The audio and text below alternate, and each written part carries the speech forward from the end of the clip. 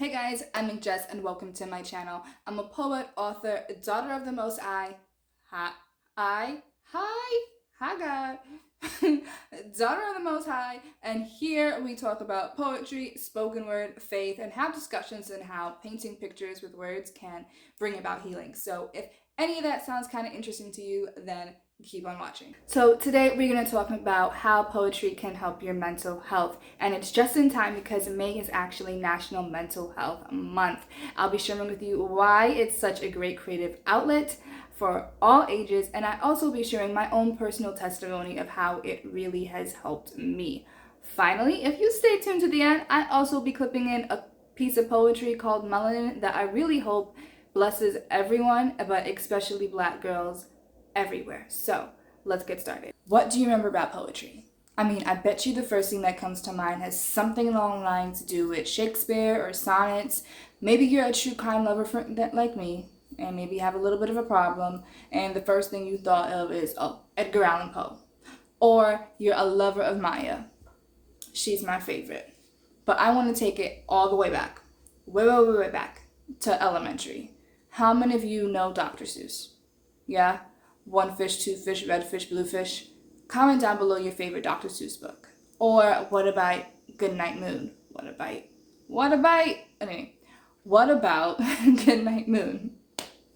I mean, it provided us comfort as a kid.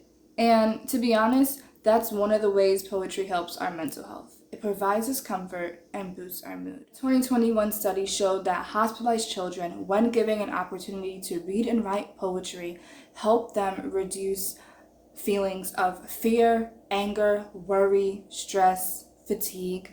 There were 44 patients in this group, and they were provided writing prompts, samples of poetry, construction paper, and while doing the activities, they had a really great time. There were post surveys conducted after they were all done, and the patients said not only that did they feel happy, but it provided them a place for stress release and an opportunity for self-reflection.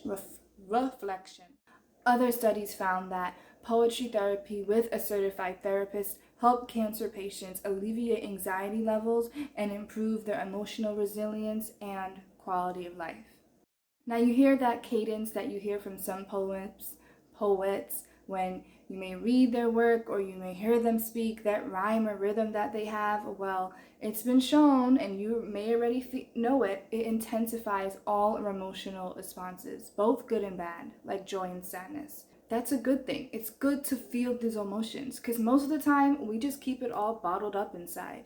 I mean, a study found that people who never really were into poetry or read poetry, the minute they heard a poet speak, they were able to feel emotions that they didn't really hear. It gave them chills and goosebumps. Did I say hear?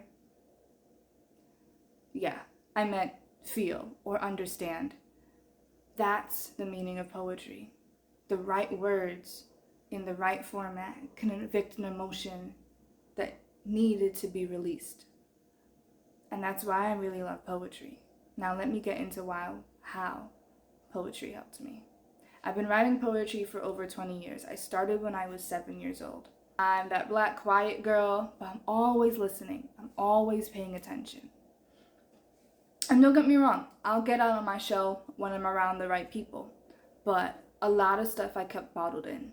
And I had a lot of, I would say, issues going on with how I perceived of myself and how I found myself beautiful.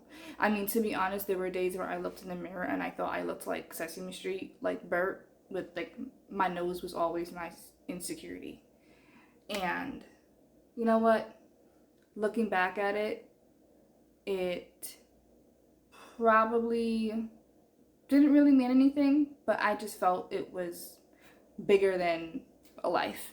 And me being slim and not really fitting the quote-unquote type of big Black woman or however, I wrote a poem, and it was called Melanin. It is called Melanin. It's in my book, Laced in Love. And throughout the years of me writing poetry, I was able to unearth my own self-views, my own self-esteem, and just look in the mirror and just be like, yeah, I am beautiful. I'm beautiful because this is how God made me. And my black don't crack. So I could be looking a type of way now, but watch when I'm 60. Okay. But really, poetry really showed me who I was and the woman that I'm becoming now. If you made it this far, thank you. Thank you. Give a like. Don't be shy. Give a like and comment. But really, if you made it this far, here is my piece called Melanin. They say beauty is in the eye of the beholder. But why is it that one glass that one beholds was the definition of beauty? I didn't realize, didn't want that side to socialize. You had to hide, you had to blend. Your beautiful pigment of skin, our largest organ, yet mine viewed as dirty.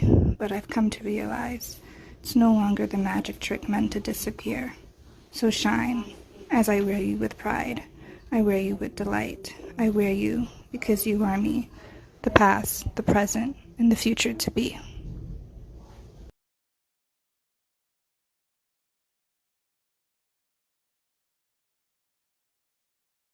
So, thank you again for hearing my poem, Melanin. Let me know in the comment section down below, how did it make you feel? Would you share with other people? Actually, please do share it with other people. I'll probably make it into shorts on here eventually. And last but not least, I want to leave you with this last word, and I hope you have a great day. Bye, everyone.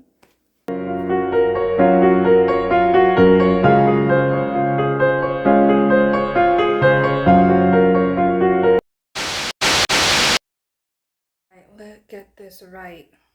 Looking like a bullet went through this, even though this just came of the apartment. Jesus, test my patience. All right, let's do this.